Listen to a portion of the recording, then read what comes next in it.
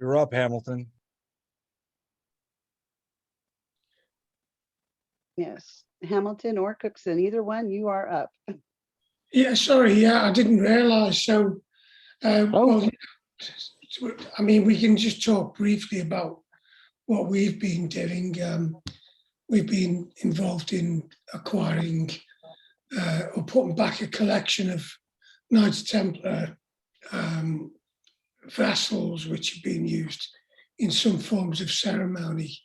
And it's kind of goes back to around about, I think 211, wasn't it, Hamilton, when we started on the trail. Is my microphone on? I'm not sure because I'm getting Yes, a it mixed is. thing. Oh, it is. Yes. Can you hear me? Oh, okay. Right, I've got a thing that says my microphone's turned off, which I don't understand.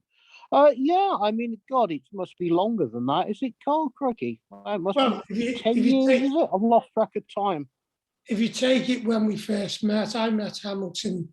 I was living in Monaco in the south of France. I moved there in 2006, and that's where I met Hamilton.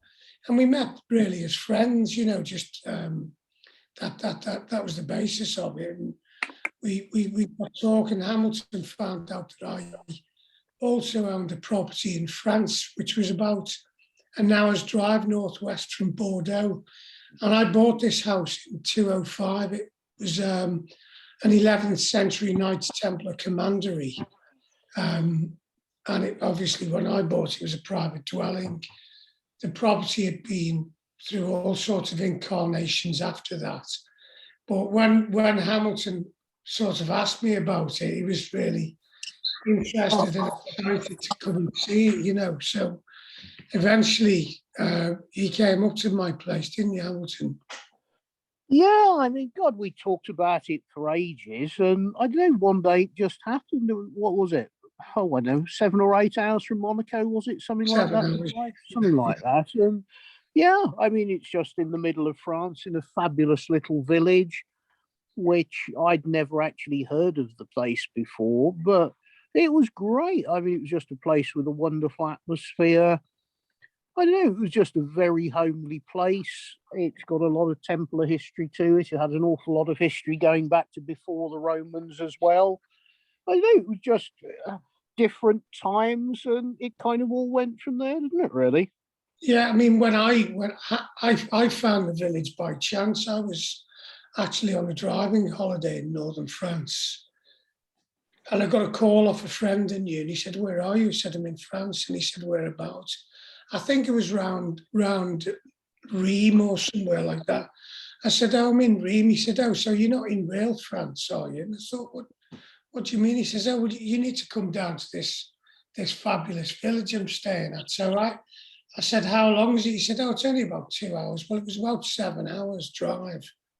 And when I eventually got there, I pulled into it's on a hill, this village. The name of the place is called Orbeteur-sur-Dron. So it's on the River Dron. And on one side of the River Dron, you've got the Poitou-Charentes region. And literally, if you go across the bridge, you're in the Dordogne. So this village is actually in the Poitou-Charentes. And it's quite still a very rustic agricultural area. And, very, very, they still live a very sort of ancient life in many respects, people do. You know, it's not primitive, but it's a very basic sort of way of life for a lot of the people. They live off the land and, live by the seasons and very traditional. So I got to this place and I drove into the square, the Place, and there was a Hotel de France, as there usually is in most of these towns. And I went in, I said, "Do you have any rooms?" She said, "Yeah, we've got some rooms." I said, "What's the price?" She said, "Oh, well, we've got expensive ones and we've got cheap ones." So I said, "Well, what's the price?" She said, "Well, the cheap ones are €30 a night." I said, "And what's the deal with the expensive ones?" She said, "Oh, well, they've got an ensuite bathroom." I said, "Oh, so what's the deal with that?" She said, "They're €35 a night." So I ended up taking the €35. I walked in the hotel with these very heavy cases and I was on the top floor. It was like 5 floors up. So I was absolutely knackered when I got to the top, really tired.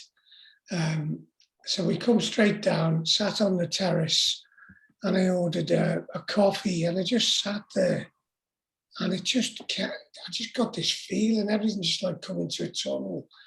And I just felt so at home in this village. It just had an incredible vibe about it. And I was with my partner, and we talked then, we said, we need to buy a place here. And ultimately, I did do. After looking, I'd been back a few times and probably looked at about 30 properties. And the agent said, I've got a property, but it's not actually on the market. It's kind of, the owners have discreetly asked me to dispose of it. And when we got to the place, I knew the building because I'd been walking past it in the village and admiring it. It was quite an austere looking exterior. It didn't look anything special. But I felt an attraction to it. So we walked in, she opened the gates, and I walked onto this balcony. And the second I walked on, I said to the agent, I said, yeah, it's great. I said, I'll take it. She said, you haven't seen it yet. I said, well, I know I don't need to. It just felt right. So I bought it. And that takes us back to when Hamilton come up, doesn't it? Yeah, I mean, what did you had it a year or a couple of years before I came up? Was it something like that? I mean, Yes. Time just kind of passes you by, really.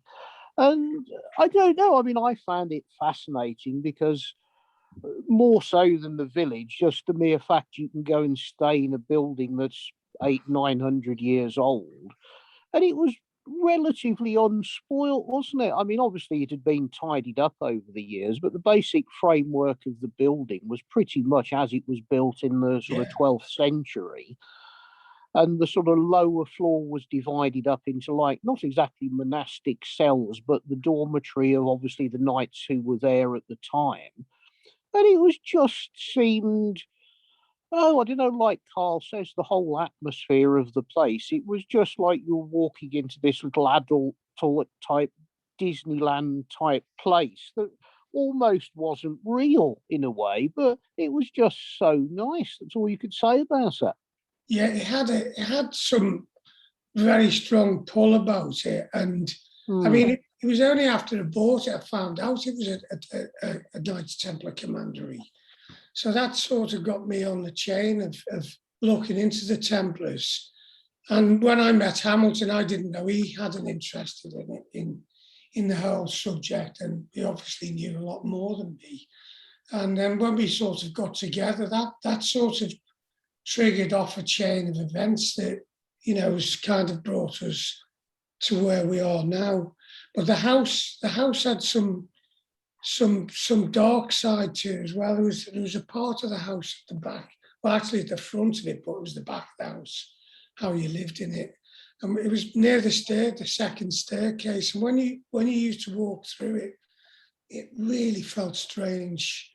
And we found out the house had been a convent after the Templars. It was actually at one point a San Franciscan Saint Francis Maison de Cordelier. So that's where they used to make the cords for the habits for the monks. And then latterly in World War II, it was actually taken over by the Gestapo of the German army, and that was the darker side to the property. But in the main, it was a fabulous place to. So you didn't want to leave the house when you was there because the vibe was so positive and enjoyable. Hamilton? Yeah. I asked a question. When did you buy your first piece of the hoard? Oh, God, again, it's going back so many years now. It must be, I think the first piece came at about, must be 9 or 10 years ago now. And I mean, it was unexpected. It wasn't something I was out looking for. I've always played around in the antiquities game. I've been collecting things an awfully long time. But just something came up. I bought it. It had come over from Portugal. which is a place I'd never been to and, knew very little about.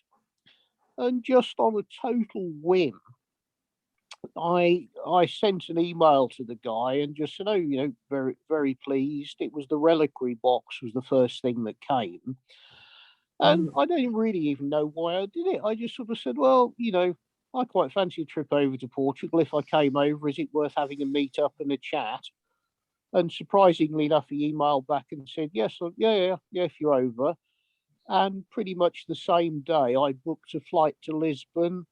And 48 hours later, I was in Lisbon. And then, thick end of 10 years later, we're still on the same adventure with, I think there's about 100 and some odd Templar pieces now. It's taken years and years for the story to unfold and find out what it was all about and, go back to the 14th century when some of this stuff actually arrived in Portugal. And the time and effort and money that's gone into it that nobody ever hears anything about. But it does appear that, well, yep, there's, I don't know, 8 or 9 chalices now, some fantastic pieces of stonework with grail imagery on it. I mean, just wonderful what's come out now. Yeah, and I mean, when we actually started going over there not long after you first went to a place called Tomar, which is where the hoard was ultimately discovered. And it's a magnificent place. I mean, the condition of the castle, the fort, the keep, the temple, the Sharola, which is the Templars' sort of worship chamber, and all the subsequent buildings, the cloisters that were built,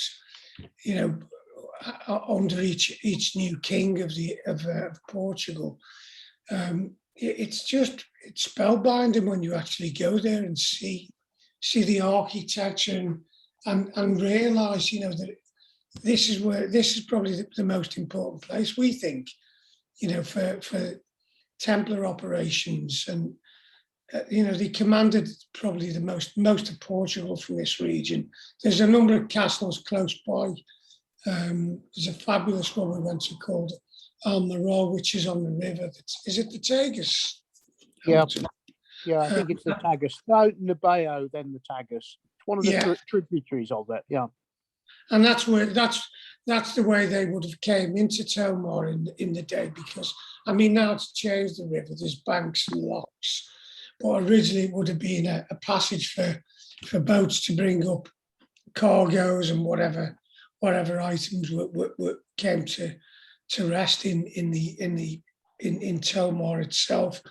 And the guy there, the commander, was a Templar named Gauden Paish, who built the fort, along with others in the region.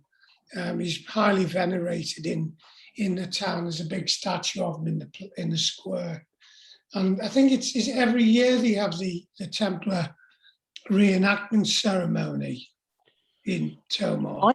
I think they have a little thing every year that it's every 2 years the OSMTH people have their do in Tomar. And then I think every 7th year they have like a real huge, I don't quite know what because I've never been, but a more of a monumental celebration of some description. Yeah. I mean, it's a great place to go. It's very relaxing, and there's so much to see, isn't there, and do. You could spend a long time there. I think Portugal has always been very underrated because people, when they've looked at the Templars, it's always been the Middle East or it's been France. The sort of slightly the extremities of the Templar kingdoms have just never been looked at. I mean, when we started trying to do some research, there was so little actually written on Portugal. It's the same if you try and look at Belgium or Luxembourg or any of these sort of non-major places. There was enormous Templar activity in all of them, but it always seems that it's sort of the France or perhaps England where the historians have really tried to focus. And it sort of transpired that people were looking in the wrong place for the last sort of few hundred years. And the more that's coming to light about Portugal, it's the actual kingdom of Portugal itself was created by the Templars, more or less. And, going post-Templar era, the Knights of Christ leading into Vasco da Gama and perhaps even to Columbus, that it was perhaps Portugal that was the leading light more so than anybody else.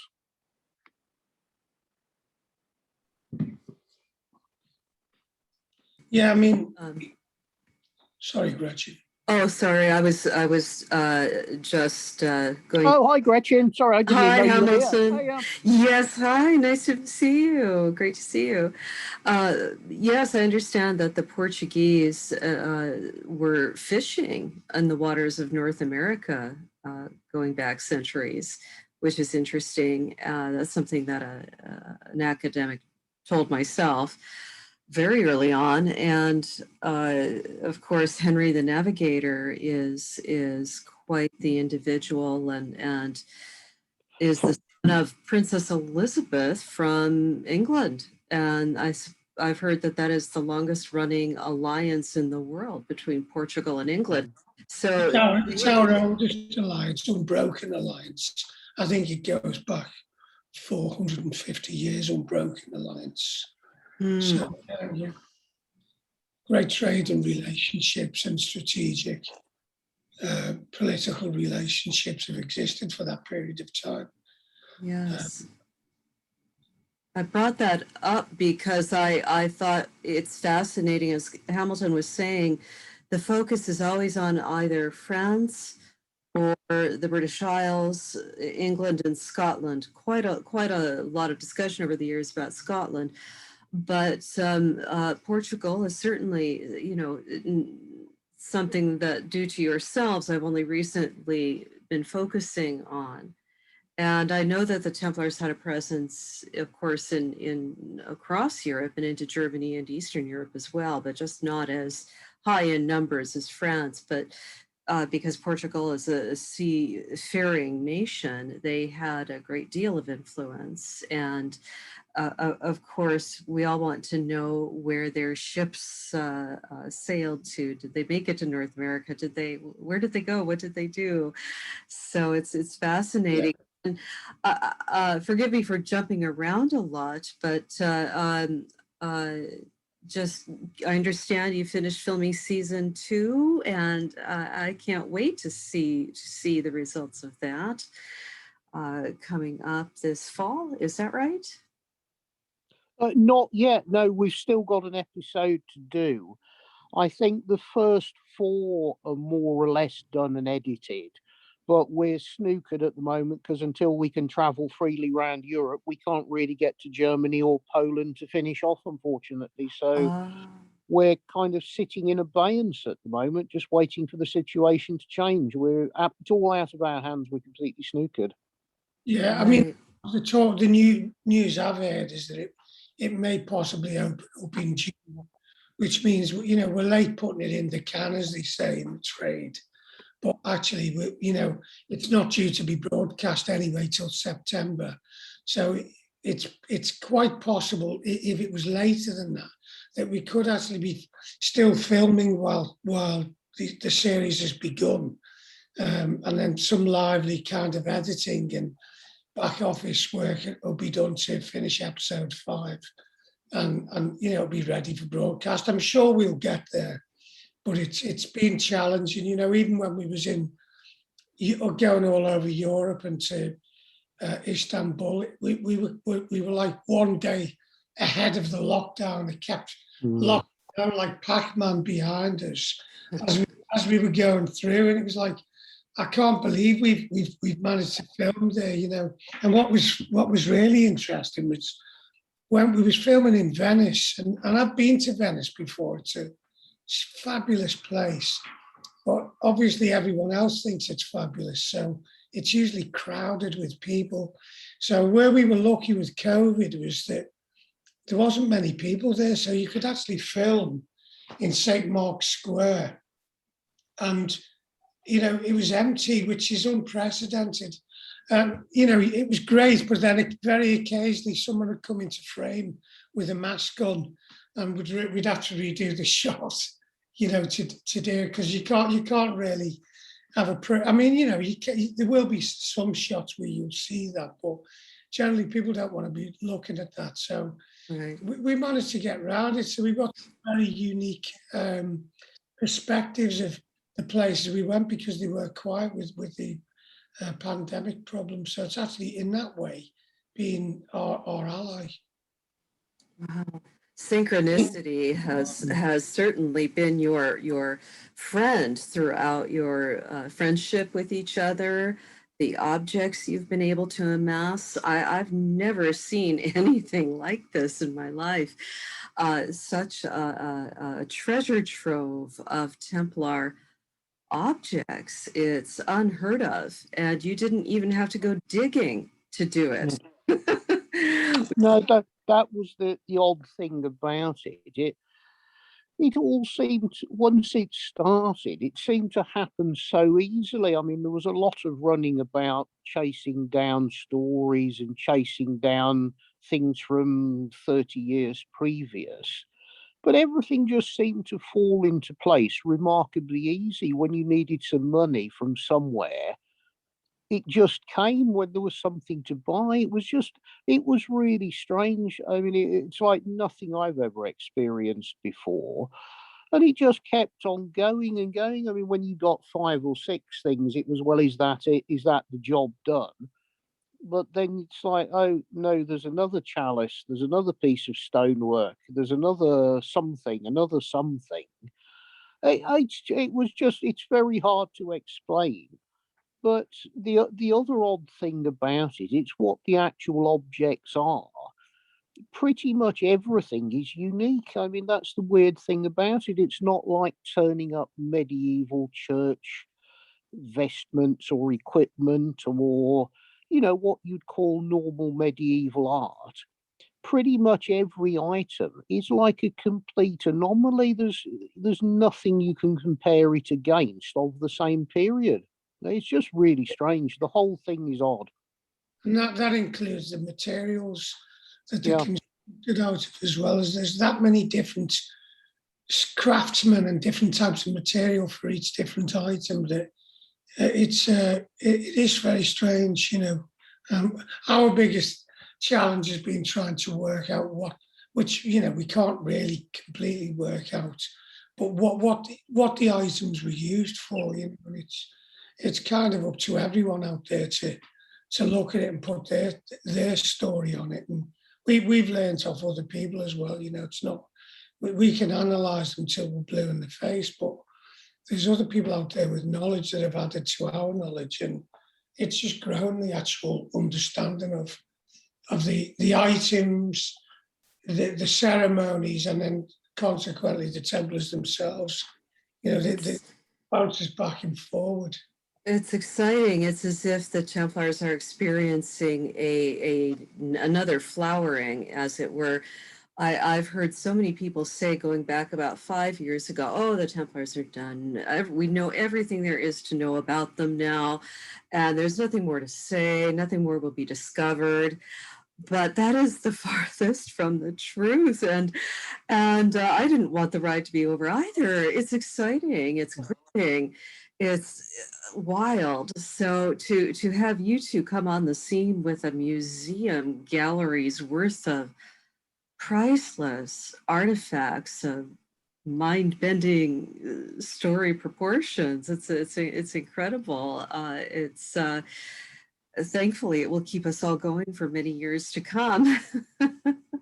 Well, I think that's part of it, because if you'd have turned up 1 or 2 things, you'd have probably got the same reaction, because there is just nothing out there. There's no physical Templar items really survived. Of course, you've got buildings, you've got castles, you've got bits of architecture, but of actual quantifiable physical artifacts, there's tens of thousands, maybe hundreds of thousands of things from the medieval church period, but there is 0 surviving Templar. There's just nothing, just isn't there. Yes, it seems there was a concerted effort to wipe out their memory. Yeah. Absolutely. And what you've done is priceless. And to be able to, you blew my minds in another interview where you both were pulling these objects off your shelves that we would only see behind plate glass in a museum with security guards around, and there you were just saying, "Oh yeah, well there's this, and I really like this carving. We just acquired this," and it's incredible to have such access to these objects, and it brings us closer to the men that were the Templar Knights. Rather than them existing in isolation, we have to remember they were actually connected to families, to the merchant guilds. They were in the towns and the cities. They had farms. They were part of the fabric of society, not just existing in isolation. So it's just exciting. And when you think of, for example, preceptories and commanderies in England, in the Cotswolds areas, in the Midlands, they were big into wool processing, as an industry. So they were industrialists as well.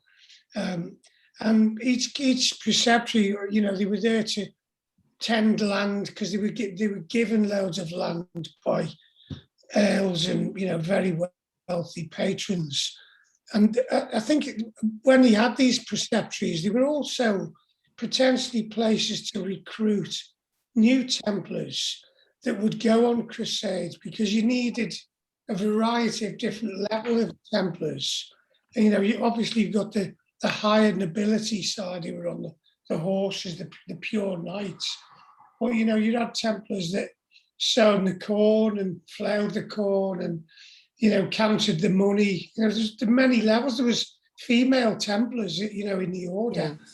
Yeah. And it's fantastic to think, because we get, I travel England quite a lot, and just as a tourist, because I love looking around the shires. And obviously now, because we've been involved in this, you make a point to find Templar places and see what the environment is. And it's very enjoyable, to see it like that and understand that there was an infrastructure, a very sophisticated infrastructure of logistics and finance and transport. I mean, they were the progenitors of modern trade, really.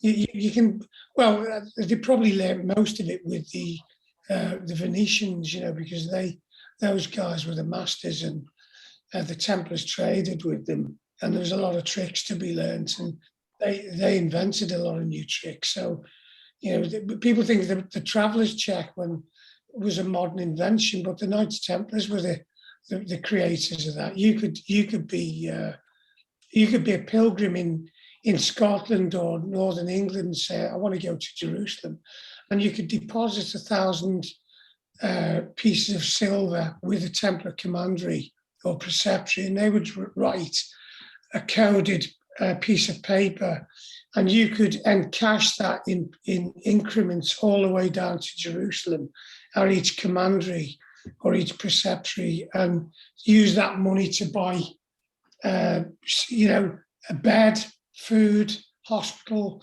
security, protection, transport, all of these things. And that happened in those days. And we tend to think all these ideas are very modern, but the Templars were the creators of them.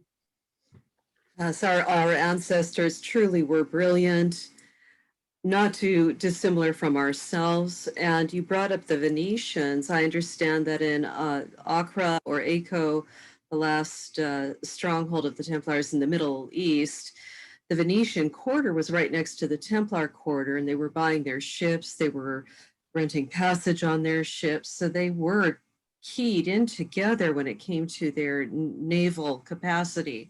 So I thought that was interesting. I've learned that recently. I've not been to Venice myself, but you two have been everywhere you could possibly go. Where if there was a Templar there, you've been there. So that's nobody has really plumbed those depths yet. There's We'll be able much, to look at that in our next series. Because we can't go into the details of it, but ah, you kind of you've pried into something there that's actually what we've been working on, but without spoiling it. oh, okay. That's- Well, I'm fascinated by the ships. And of course, as everybody knows the story, the testimony, I think, of Sir de Chalons, I'm probably not pronouncing it right. I'm an American with an abysmal sense of French and etc. But during the trials, he literally said the Templars owned. That's very specific. And a lot of historians, average historians, dismiss that as if it's not important, but it is. And that they were trying to these 18 ships at La Rochelle were there one night, and then the next morning they were gone. So that's very specific. And if they had 18 ships at La Rochelle, they had to have had other ships in other ports. So I look forward to finding what you two have discovered. So Yeah, I mean, with regards to the ship, the 18 ships leaving La Rochelle overnight, we think that, everyone's been saying how they all headed off to Scotland, but we certainly believe a large proportion of them went to Portugal.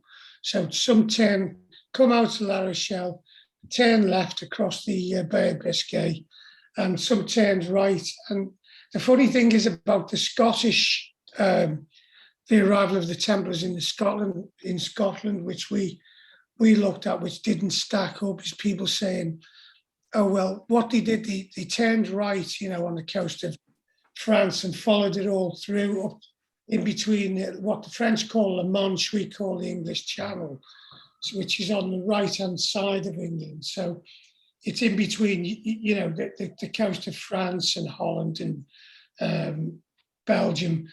And they think they went up that side and come into, Scotland on the east coast. But in reality, that wouldn't make sense, because the French king would have been aware that they would have had lookouts on that coast. That would have been a prime area to catch any renegade or escaping Templars, because they were specifically arrested because they were after the booty, the fortune, the yes. Templar treasure. So if you was a Templar, the last place you'd think of sailing to Scotland to be through the English Channel. We think it's probably highly likely that they went on the west coast of England in the Irish Sea between England and Ireland, and sailed up to the sort of Cape Wrath, or the northwest part of Scotland, and come into Scotland that side. It would have been far safer, to do it that way. And because the Scottish were welcoming for the Templars. It was the best route for them to go. So we've never thought that they've gone that route. Yes, I agree. And the border of the Scottish kingdom and English fluctuated madly and widely, and it seems as if there had been Templars in Furness Abbey, and that's quite a ways south, but it is that culture bled through and southward. So, and of course, Robert Bruce's father was buried there, and I believe he sacked the abbey a few times. So, looking for money. So it is an interesting subject. I agree. The West Coast would make the most sense, and but they were everywhere. People, as you said earlier on, we think they're just a few nights on horseback. It's dismissed as such, but it took 3 to 6 men to keep a night on a horse, and then, as you explained earlier, who is a Templar? That's the question. And these traditions that may have been deemed heretical, that may have been at the upper echelons, that were passed through organically and leaked their way into the merchant guilds in later centuries. So you end up with these very interesting traditions of philosophy that coincide with the more mainstream religions of the time. But eventually, the knights and the Templars themselves would have become loyal to the kingdoms that they were a part of, as they lost the Pope as their main guide, and they would have had to have gone to war for their king, their duke, their prince, potentially against even brothers of 1307, 1312. And then, of course, their descendants, sons, adopted sons, etc. So that had to have been a bit tricky if you found yourself on the other side of a border looking at your brother going, oh my word, now what do I do? So there had to have been some tough human moments there between these men. Oh, definitely. And I mean, you only have to look at World War One and World War Two to see brothers fighting brothers across the board. It was chaos, and this is. I don't think it's human nature. I think it's manipulative, evil people that have got great plans, and they will sacrifice humans like cattle for their plans, and no regard or consequence whatsoever for human life. Right. War. We always say it, but we only know the story. Stories were told because it's written by the victors. It's written by the victors. It's not written by the losers. Yes.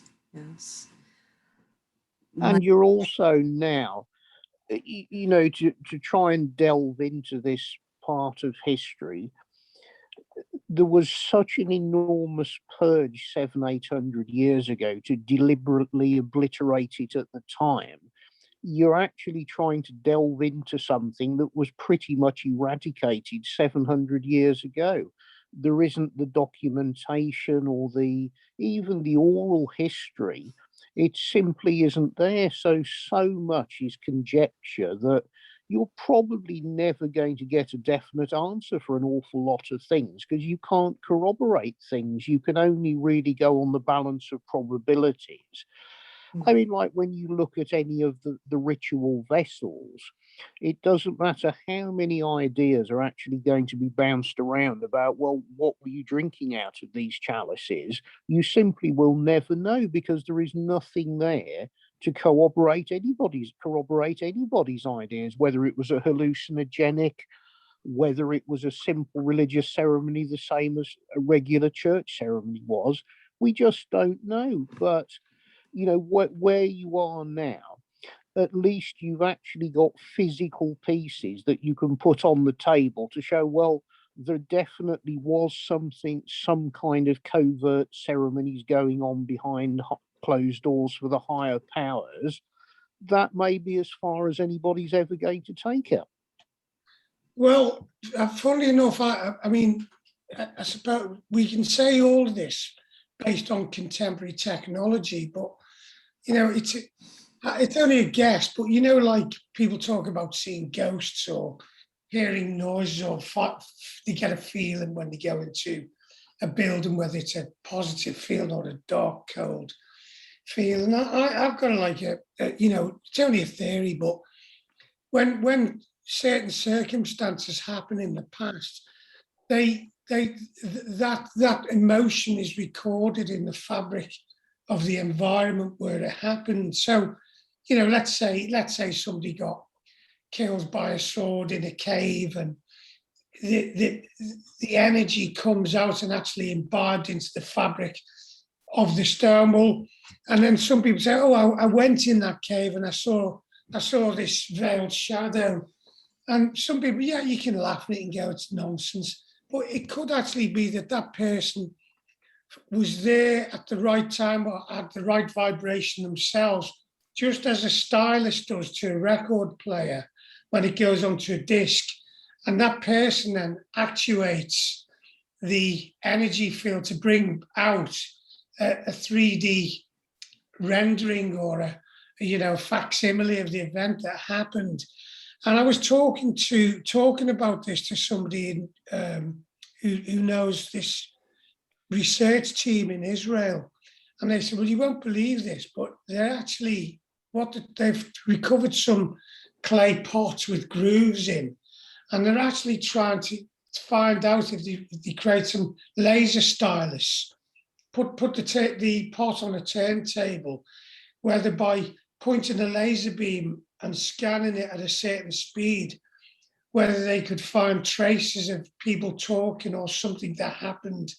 So the research is actually on now for people to, academics and universities are looking into technologies to find information out of items rather than the traditional method. Oh, it's stone, it's wood, it's steel, and we can just look at it.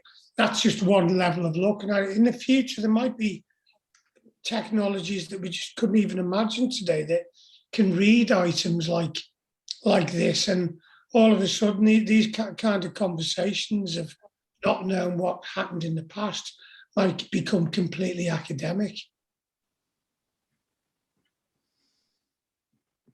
I appreciate what you're saying. Having lived in Margate for many years, right down the street is the Margate Shell Grotto, and the numbers of stories of people who have gone in there and down into the cave, the tunnel. It's quite the place. I've been fortunate enough to be a member of the trust for many years for preservation and etc. And I just love the place. But people go down there and have experiences. I've given a lot of tours there, talks there, helped behind the counter, and sometimes people will come up immediately and say, "I'm not going back down there. I'm there. Am I going back down there?" And even the owner, she'd be working at the adjacent office late at night, and she'll hear voices down there, strange feelings and sounds. I've had experiences down there, but caves especially, the Templars seem to be associated with caves. And the UK in itself is riddled with caves. And I know of several that have Templar links of either lore or we know they were in the area. So it's a good bet that they probably utilized it. So there are definitely some imprints, strong imprints, as you're saying, Carl, on the very fabric of these sacred places, special places where high energy and feeling from the human experience is continually poured into a structure that's used over many centuries or decades, and it does have a life of its own after a while.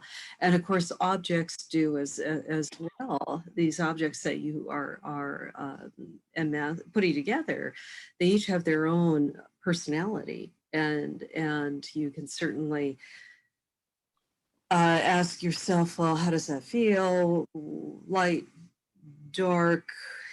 Yeah, it's an interesting Well, if you think about area.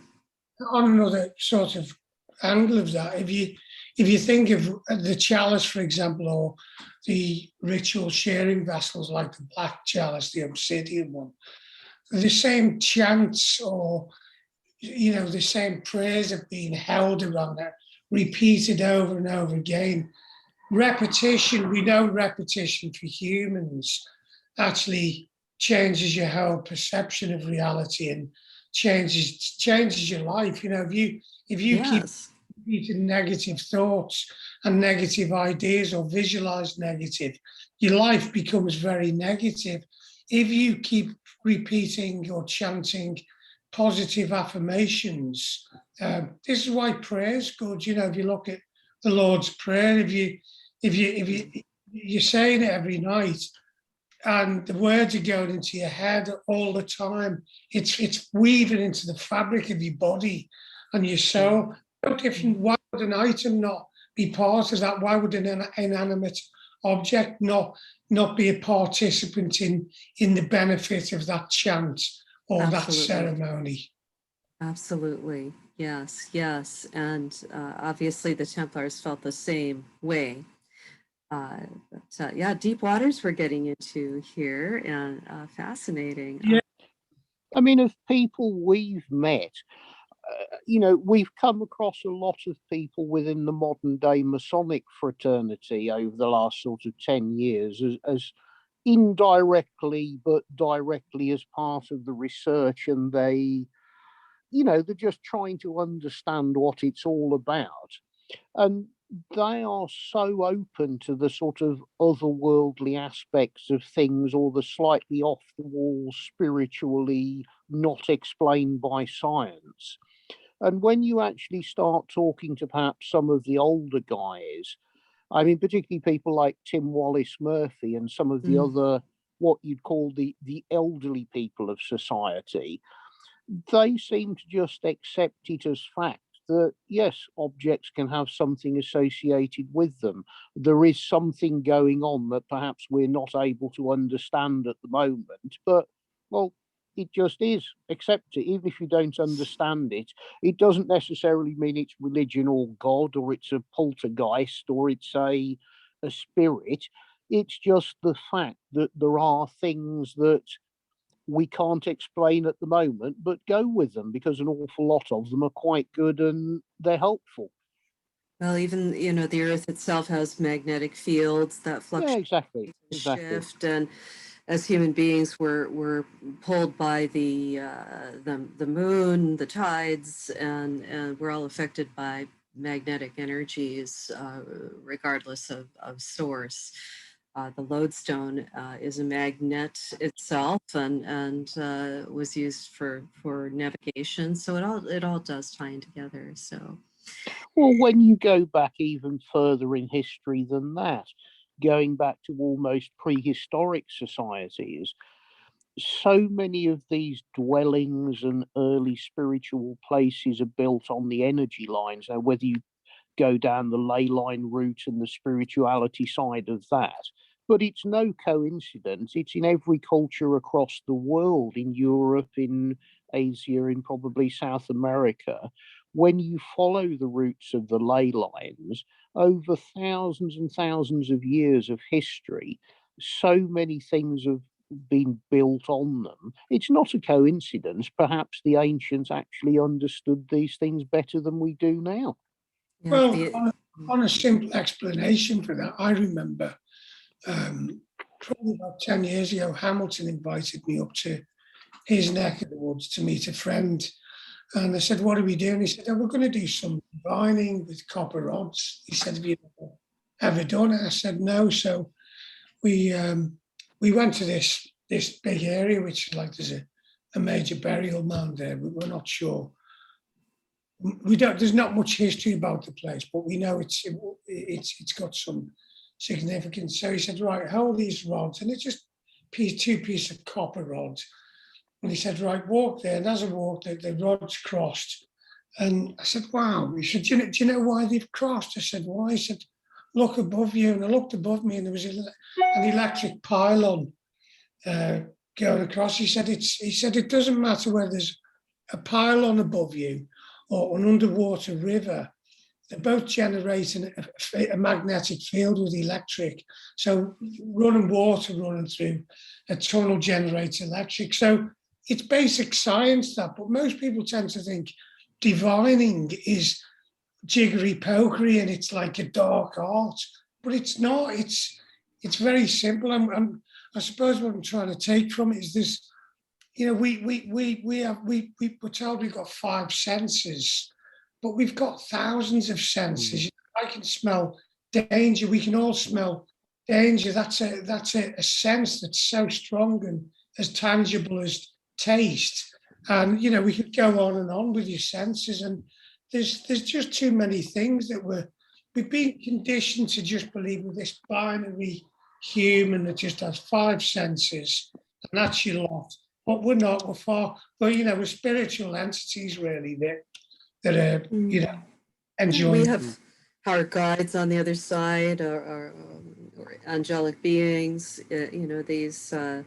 It's a wild and woolly world out there, filled with different energies. But yes, we all have our guides, our ancestors, and DNA memory, and people who love us on the other side of the veil, who are rooting for us and wishing the best for us. And sometimes they pop through and say, well, don't go that way, go this way.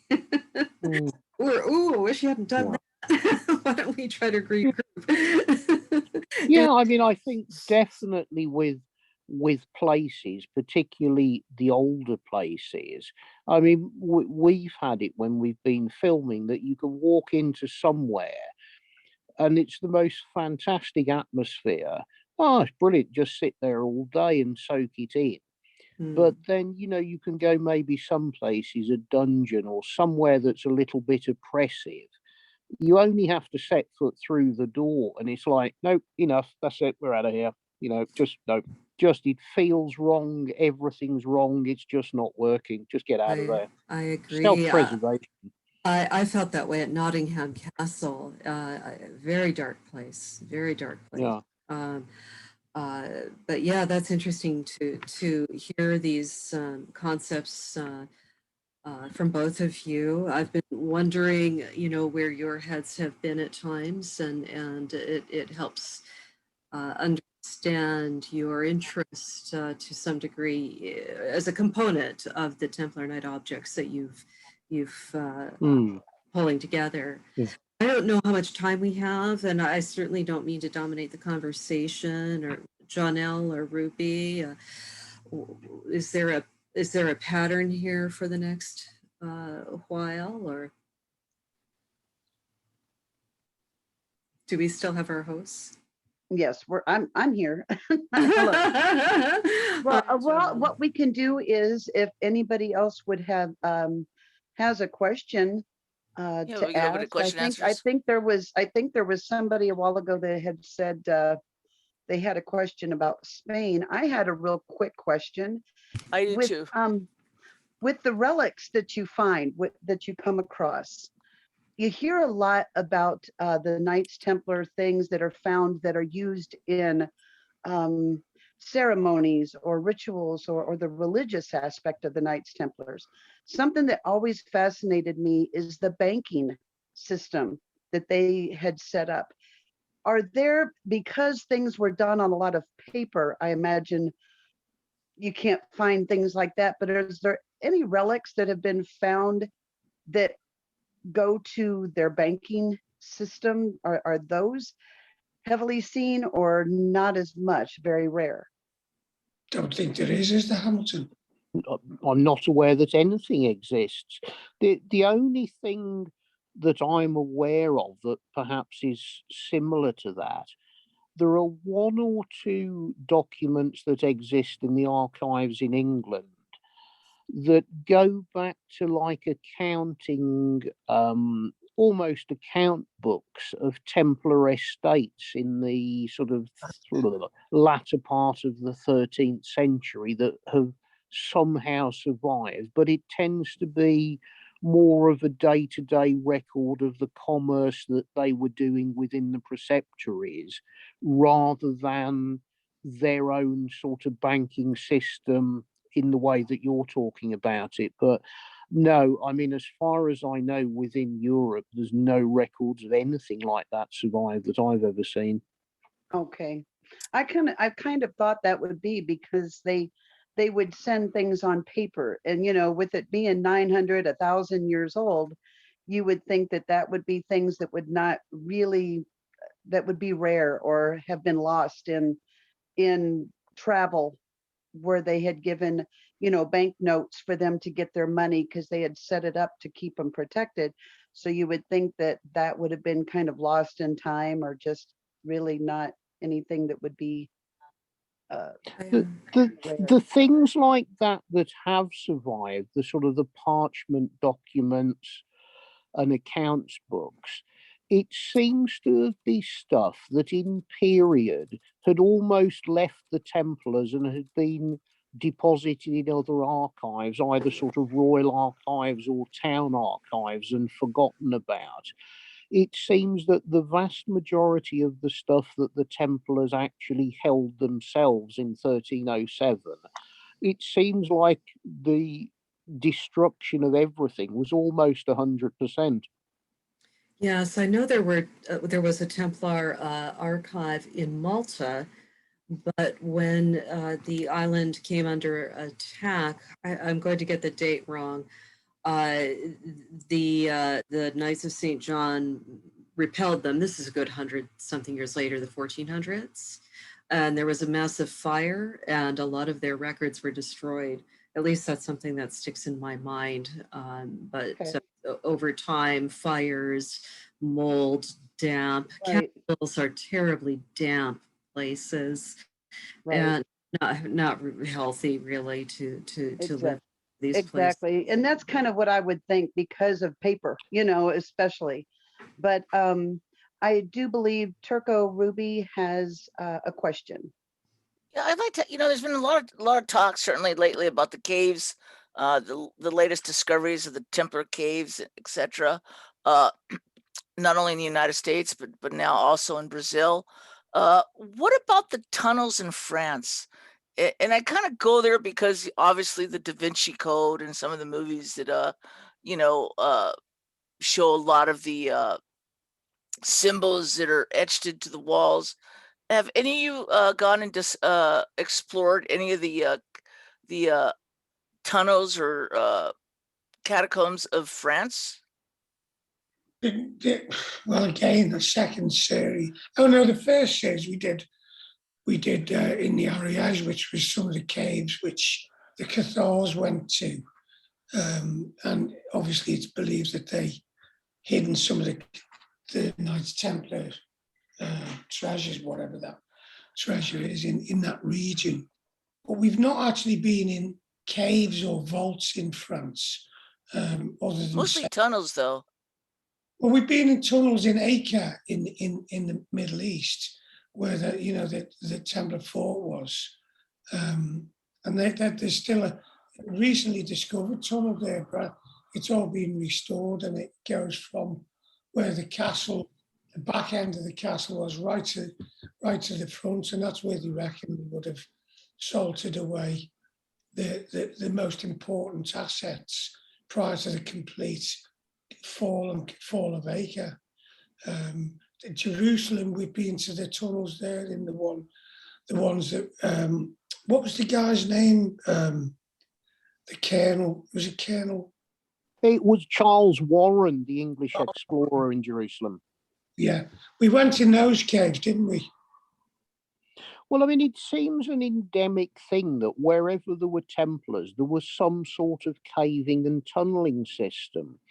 From Tomar, there are various tunnels from the castle that run underneath the river to the church, but you can't access them because they collapsed years ago. The same in other parts of Portugal, up in Sintra, which was another big Templar area. The place is riddled. In Carl's village in Orbitaire, from his property, there were supposed to be tunnels that ran. Where was it, to the chateau, Carl, or to the church? Was it that they were blown up?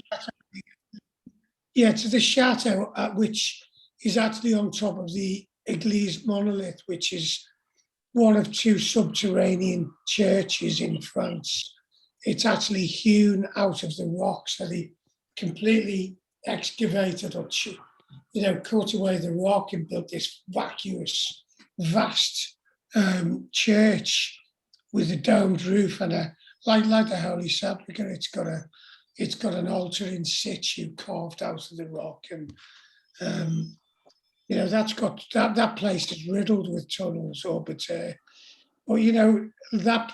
the tunnel from my house was blown up by the Gestapo because they were concerned that the French resistance might utilize those tunnels to it's an attack on the German army. So a lot of these places are covered up and hidden, or access has been they've been blown up to stop people getting into them.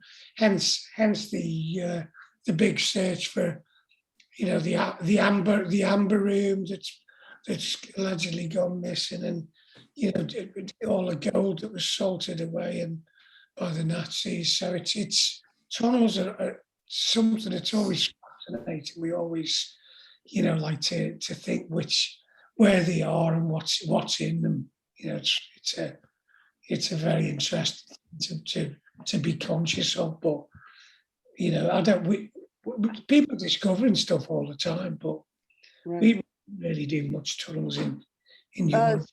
Sergeant Major Martinez has a question about Spain. Go ahead, Sergeant Major. Yes, good evening and good afternoon to the participants in the U.S. Um, in the late 11th century and the early 12th century, there was a war in Spain called the Hundred-Year War that was done to expel the Jews and the Muslims from Spain. And at that time, Portugal was considered kind of part of Spain. And we know this through literature and history. There were a presence of Templars in Spain. Have you considered visiting Spain or investigating for any artifacts in the area? I mean, we'd love to explore Spain on that basis. I mean, in terms of how we do it, you know, I mean, if we were doing it with a TV series, you know, it's got to be planned and really organised. But in terms of how, say, Hamilton and myself would be going about looking at stuff, I love going to Spain anyway. I've drove all through the central Spain all the way up. Is it called the Extremadura? That area. There's loads of castles on the way and heading up towards Ponferrada. I mean, it's loaded with incredible medieval castles and history. So I'm sure there's stuff there. What do you think? Yeah, actually, the southern part of Spain in Valencia and Cadiz have a strong Templar presence. And historically speaking, when we study the discovery of the Americas in 1492, they depict the three ships that Christopher Columbus used with the Templar veil or the cloth, so and flag. So we always kind of thought that it would be those ships were part at one point of the Templar Navy, and recently has been discussed that the ships that Columbus used were not actually from Spain but from Portugal. So I mean, everything it kind of like knits together. That's why I was interested in knowing your opinion on it. Well, if you think first of all that the royal families of Spain were marrying the royal families of Portugal before it was even Portugal, you know, they were all little kingdoms, and everyone was all the nobility were forging power alliances by marrying each other. So even though Portugal become a separate country, the blood of the nobility is mixed in both countries, and that, you know, they would still be collaborating and helping each other with because the neighbours. So I've personally, I don't know what you think, Hamilton, but I could see that very plausible that the Templars were involved with Spain. Well, Does I anybody think you're. else- I'm sorry, go ahead. No, Karen, Gretchen. Oh, no, go ahead. Go ahead. I mean, going back to the initial question about Spain, what you have to remember is the Muslims had come up from North Africa in the sort of 8th, 9th century and had really taken Spain over and had got into sort of the southwest and the southern areas of France. And then little bit at a time, they were being pushed further south. You had the French kings and Charlemagne who basically cleared the Muslims out of France completely and over the Pyrenees. So you then had new boundaries for the Muslim lands, which were northern Spain. Then a little bit later, you've got the time of El Cid, the sort of Spanish hero, who, under his forces, they then drove the Muslims further down south. And slowly, I mean, it wasn't really until the 15th century when the Muslims were completely cleared out of Spain under sort of the Reconquista. So you've got separate little boundaries happening all the time. And the same thing happened in Portugal. When the Kingdom of Portugal was created, it was taking Spanish territory and morphing it into new lands. Then, under the sort of the forces of the new Portuguese royal family and the Templar forces themselves, they were then driving the Muslims further south through Portuguese territory. And I think it was 1147 when the Christian forces actually took Lisbon itself. And Lisbon is bordered by the Tagus River. And for quite a long time, everything north of the Tagus was Portuguese and Christian, and everything south still remained in Muslim hands. And all of this Reconquista period is happening during the sort of pretty much the highest period of Templar power. And I mean, you look at some of the castles in Spain, like, oh, you've been to Ponferrada, haven't you? I mean, they're just fantastic. They're not little fortresses, they're enormous rambling places. And I've been over to the east coast of Spain, Tarragona, which is one of the Templar ports. They had enormous wealth and enormous land holdings in Spain, certainly.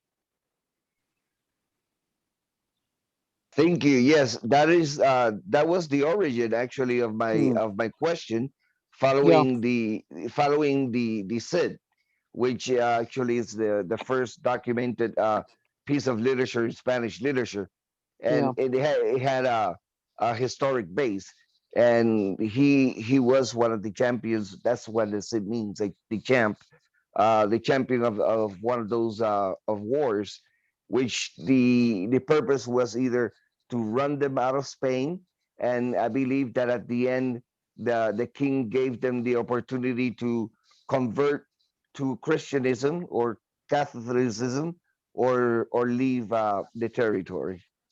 Yeah, and I mean, what you're saying about the area around Valencia, I mean, for those not familiar with the geography, that really is heading towards the very south of Spain. And that was the area where it was the very last Muslim foothold within Europe at the time, where they still had the small kingdoms, the Almoravids around Granada, Valencia, Seville, all of that area. And really, it was then towards the end of the 15th century that they were then swept away, and that was the end of it. Does anybody Yes. else have anything that they want to add, or a question that they have for our speakers? I have a question. I don't know if anyone can hear me. Can you hear me? Yeah, I can hear you. Hi, Kathleen. Okay. I understand, after I've been to Portugal several times myself, and there's in Palmela, I believe it's Palmela, there's a festival that they celebrate every year that celebrates the Sufi, the Muslim, all sorts of Christian and all sorts of different nationalities and customs and spiritual belief systems and peoples that make up the country of Portugal. And there are now descendants that are living today of these people. And I understand that the Cathars were also taken in and the Jews were also taken in. So it appears that the Templars were, I don't know if they were literally protecting, but they were certainly tolerant of multinational, multi-spiritual, multicultural people in Portugal. And do you think that this was part of their agenda? Well, I mean, I don't think it was just Portugal. I think when you're looking at the areas of Spain, that for a very long time, the Christians and Muslims actually lived side by side without too many problems. And the same in some areas of southwest France, around the Ariège, around Narbonne. There was an enormous Jewish community that had come over from the Middle East. And Whether it was part of the agenda or not, I don't know, but unquestionably, there were very long periods of time where the various religions did seem to coexist without any problems. Right, I agree. I agree. I think this was the case in the Middle East as well, in the Holy Land. I think that Yeah. this was the case. I think the Templars though as well, because they were, you know, diplomats and merchants, and you know they understood the benefit and the intelligence of having access to different communities and trading with them, different religions. They would have seen the benefit with that as well. You know, from a very positive side. You know, as long as they probably had the dominant side to protect the order, then that, you know, there was tolerance there. Right, I agree. I agree. And I have a second question. I'm aware of the Templars, especially in Portugal, their relationship with the Ethiopians, and in particular the Ethiopian kings. And so, do you have any information on that? Can you expand on it? The only thing I can say on that, you know, the Orthodox Church is split into two factions. You've got a schism existed because the first sort of church was the Armenian Orthodox Church, which was 301, I think, AD. And that church, the Armenian Orthodox Church, is aligned with the Ethiopian and the Egyptian Coptic Church. The other split off because of the rule of succession. The Armenian Church believed that the patriarch should pick the preceding patriarch, because ultimately it goes back to the days when Saint Gregory went to Armenia. The patriarch there was friends with him, who founded the church, and so he was aware that Saint Gregory was friends with Jesus, or the Lord, and the fact that you know, that relationship was forged through time, and it split when the other Orthodox churches, the Russian, the Serbian, the Greek Orthodox, didn't follow that rule of succession, and the Armenian Church, the Apostolic Church of Armenia, still follows the apostles' succession, whereas the others don't. So it's possible. I know the Templars were in Armenia and were assisted by the Armenians in quite a few crusades, and I would imagine that they saw the Armenian Church as probably the closest to Jesus Christ, really, or the Lord, and you know, with it being the first church, I can understand that, and there's the link with the Ethiopian side, because they were, you know, kind of forged together. Right, I agree. I believe that the Ethiopian Bible is quite a bit larger than our Western society today, which is interesting. And during Bernard de Clairvaux's time, during the Second Crusade, there was quite a lot of discussion about a mysterious king named Prester John, who was Christian and had fabulously wealthy with an army. So everybody was actually trying to find this kingdom, this man, to engage him in securing the Holy Land. I'm sure you've come across this idea. I don't know if Bernard de Clairvaux was really that thrilled about trying to find a legendary king when he wanted to try to stay as practical as possible, as one of the masterminds behind the Templars and also the Second Crusade. But I do think that this individual was meant to have been Ethiopian, and the legends became morphed as time went on, and the place of where he was in the Orient was difficult to pin down. So. Yeah, it's very difficult. Yeah. Well, actually, I think perhaps you have got a little bit more of a chance than that, because, you know, it's fairly well known, and there's an awful lot of physical evidence in Egypt, particularly southern Egypt, of Templars getting that far. I mean, there's a lot of definitely Templar carvings in that part of Egypt. And I mean, at that time in Egypt, there was an awful lot of Nubians, which were the darker skinned Africans, which is what you'd kind of referred to as Ethiopians now. So without any question, the Templars during their existence would have come across people from what we now term as Ethiopia. But perhaps more importantly, when you start looking at Ethiopia, the physical construction of some of their, well, not some, of the most of the Ethiopian important church buildings, it's so similar to Templar construction. The form of carving out of solid rock, the form of, again, like you said before, tunnel systems that lead to these places, some of the beliefs that are still going on, they have the same legends of the Arks of the Covenant being taken there, the same physical description of what the item is alleged to be, the religious festival, I think it's called Timkat, which goes every few years, which is an incredibly ancient Christian ceremony that appears to go back to the very early days, which again hasn't changed at all. And you look at the demographics of where Templars were spreading to, they got into Jordan, they got into Armenia, they got into Turkey.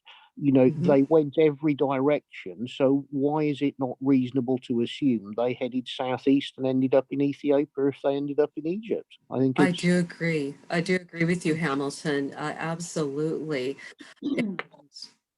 I do think that Ethiopia is quite a unique and special place, and its traditions go right back. I believe they had a diaspora pretty early on, a large Jewish population base actually coming into Ethiopia and merging with the culture there. So in that those ancient links back to 2000 AD and predating it perhaps are quite deep. So yes, yeah, I agree. Again, but I think it's one of those countries, a bit like Portugal, that has, for the moment, it's been overlooked because it's a little bit too remote and a little bit on the fringes. It's an awful lot easier to concentrate on France and Germany because you can pop over there and look at things. It's a major bit of engineering to get yourself and a crew over to Ethiopia and do a month's worth of investigation. Right, I agree. I have one last question. What do you think their agenda was to travel to North America and South America, where I found the cave? What do you think their agenda was? Well, again, it would be a natural extension of the trading and their ambitions to, use all the knowledge. And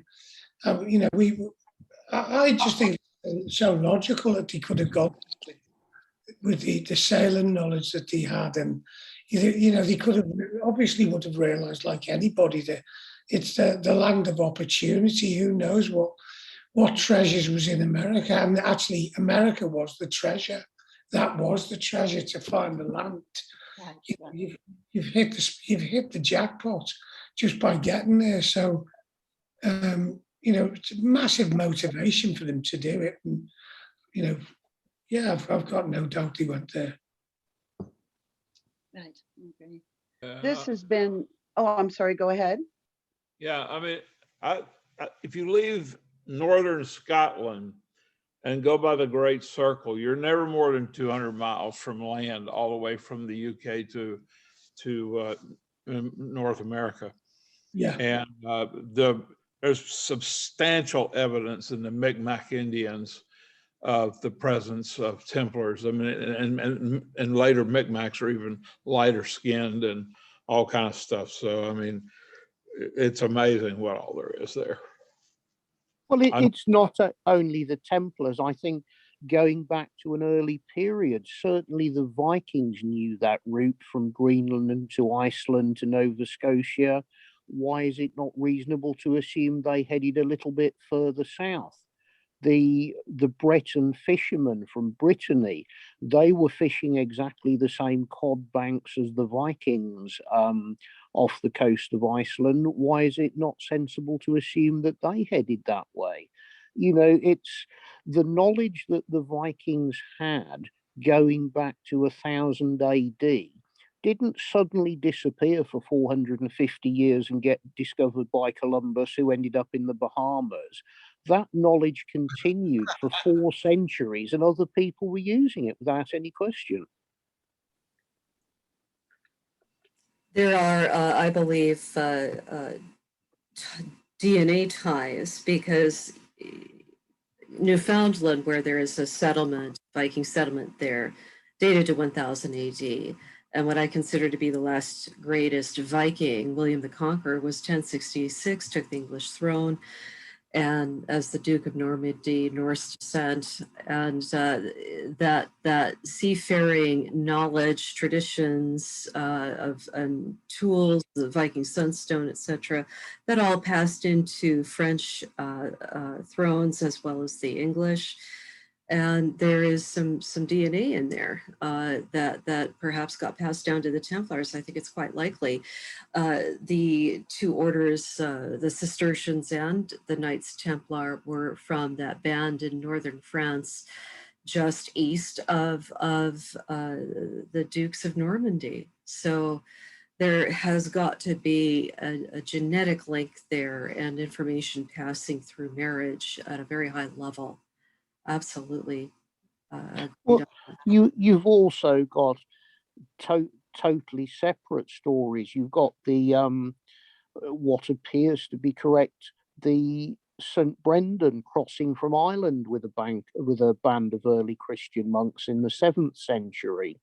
You've got all of the legends from Wales about Prince Madoc crossing the Atlantic to the New World with his band of Welsh nobility and making several journeys across. All of these things, you know, it's inconceivable that all of them are legends. Something has to be true amongst it. And as the guys say, the people going back to that period, you were always sailing close to land because you avoided open water at all costs. You know, to actually do the go across the north, the Viking route, 200 miles of open ocean was the very most you had to encounter. And I mean, that was an easily doable thing, even going back to the Viking era. Great. Janelle, can you make your announcement, please? Yes. As much as I would love to, I would love to listen to more and more, but we're having a few people having to leave because of their daytime extended lunch breaks. I've gotten some messages that they need to get back. So we will definitely get back with on all of you to have you back on. Yes, we would love this because it's fascinating.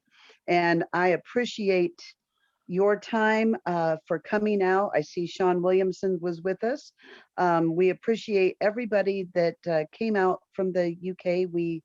And Gretchen, we always enjoy you coming. You have so much good input, and we just appreciate everything. We want to have them back as a group, Janelle. We'd like to have Dr. Ball back, Gretchen, Hamilton, and Carl, maybe and Sean, all as one group, and maybe they can round robin amongst each other. We'll set it up. Right, have a whole panel. That would be fantastic. So we will definitely set that up. Grand Prior, do you have anything that you would like to say at this time? Yeah, guys, loved this presentation. Can I ask our guests, when can you come back? Can you come back soon and do part 2? Because we could easily get a bigger gang once this posting is the recording is posted and people see how knowledgeable you folks are. I mean, sure. I mean, I'm sure we can just organize something. It's just kind of give us a little bit more notice or bounce us a few dates across. I mean, we're freer at the moment because we're not traveling, but once the travel ban is lifted and we're back on the road, it'll be quite a lot more difficult to tie us all up, I would have thought. How's about June? The beginning of June, I can set it up. Will you be free then? We probably will, but we'd have to caveat it with the notion that we may be filming them, because that's when Germany may be opening up. Well, if you think, well, we have a Dr. Ball on the 27th. We could probably switch around one of our other members in May. Tell you what, give you some Stephen, dates. yeah, just we'll give, Gretchen's got our email addresses. All If you right. All right, and we can give you several dates through that. Okay. So we'll work through Gretchen then, and she'll get together with you guys. Yeah, And then- that sounds sensible. How's that with May- you, Sean? Gretchen. May would be better for myself because I plan to be coming back to the UK in early June. So just my luck, I'd be on a flight when you good souls would be talking to each So other. we'll set up part 2 in May then. Okay. Okay, Terrific. Guys, cool. Okay, we'll get you some dates. Guys, you've Okay. And been we'd like great. to also invite, even though Dr. Ball is speaking on the 27th, we'd also like to invite her back for part 2. Absolutely. I'm pretty good in May. June's filling up, and July I'll be back in Brazil. So Okay, sounds like May is the day. sounds like it. All right, well, thank you everybody Oh. who came. You have no idea how much our order appreciates this, and our members are always hungry for knowledge about the Knights Templars. Thank you for And this inviting. was a great meeting. Yeah, Thank sure. you. And Do- God do bless you you- all. Do you record this and put it out? Absolutely, and on- I'll send it to your page. Okay, do you put it Thank on you. YouTube or some of the other No, things? it's recorded on cloud. It's recorded on cloud for about a month. So Yeah. you have the option of watching it within that month. Due to space restraints and etc. They send me these nasty notices saying I have to delete stuff. So we will post it. Cool. Okay, nice to meet you all and to speak with you. Yes, Thank thank you, you. Carl. Mhm. We'll be Thank you, back. Hamilton. Our pleasure. Gretchen, and Kathleen. Thank you all. Thank you very much. Stay Take care, busy. everyone. Bye. Thank you. Bye. At Gretchen, this can you time, send me a link as well? I'd appreciate it. Gretchen, can you send me a link as well? I'll send you all the information. Okay, wonderful. Thank you so much. oh, Okay. no problem. Thank you, Kathleen. At this time, I just want to invite other Templars that are here. Anytime you want to speak, you can notify one of us and we will be glad to schedule you in. And at this time, I'm going to go ahead and close in prayer. And we will get with the speakers on getting another date so we can have a second round. This is fantastic. So I'm going to close in prayer now. Our Heavenly Father, thank you for this time that we could come together and just talk about things that were related to the Templars. They were such a Christian group, and they were just everything centered around Christ. And we just want to thank you for the knowledge that has been shared today, because if, as you know, babies in Christ compared to time, we thirst for that knowledge every day, more and more. And we just like to know everything that happened during these times. And we thank you for having these people on. We want you to lead, guide, and direct us throughout the rest of our week. Please be with those that are ill. Please be with those that are lost. We ask this in Jesus' name. Amen. Amen. Okay, we'll look forward to seeing you guys next week. Mhm. God Thank you. bless and take care, everybody. And thank you, our members, for coming and supporting us. Janelle, can I ask you a quick question? Yes. My wife has raised the possibility that our date for conclave of the 29th might affect Halloween, October 29th, because Halloween is on the 31st. Is that could this be a reason maybe to make it the 22nd of October, so that we are not competing with Halloween? Oh, okay. So the conclave date is Halloween weekend. Maybe. That's probably The unfortunate. only thing that I would see bad about that is maybe, Yeah. you know, we have earned we're trying to get away from a reputation of associating with anything but good in Christ. And Yes, having something like that on a weekend of Halloween might, your locals around the church might, yes. so maybe it would be a better date to have the date the week before. It would confirm the whole witch hunt thing that Right. the rumors are already, that we're in a cult, that our huge celebration is on Halloween, Right. that's We would know better, but the people who do not understand Yeah. would not. And so it doesn't help. So, okay. I'm officially changing it. So the next roundtable, I'll get that word out that the 22nd of October is the new date for the conclave. okay. Think so. I All appreciate right. that feedback. I just wanted to ask your opinion. Oh, okay. Well, Anyone can jump in on this, of course. If your thoughts, if anyone else does have a thought of avoiding the Halloween weekend.